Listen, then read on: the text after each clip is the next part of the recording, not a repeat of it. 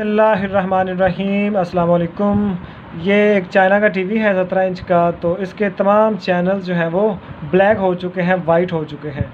तो अगर हम एक एक करके रंगीन करते हैं तो उस पर हमें बहुत सा टाइम लग सकता है।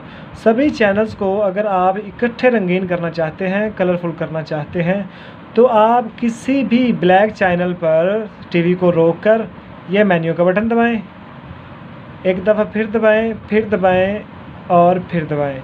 जब ये ऑप्शन आपके सामने आ जाए, ये N4.43 यानी कि कलर सिस्टम के लिए ये ऑप्शन होती है, तो आपने यहाँ पे लाके आवाज़ ज़्यादा करने वाला बटन दबाना है और इसे ऑटो पे लाना है।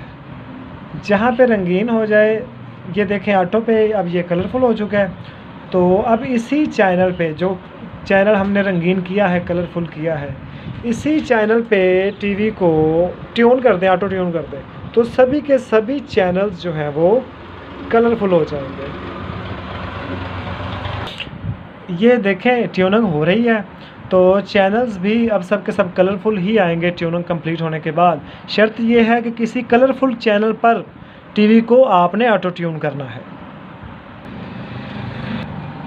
ये आप देख सकते हैं, सिंपली तमाम चैनल्स जो हैं वो अब कलरफुल हो चुके हैं। पहले तमाम के तमाम ब्लैक एंड वाइट आ रहे थे। बहुत शुक्रिया, ये इसका सिंपल सा तरीक़ाकार था।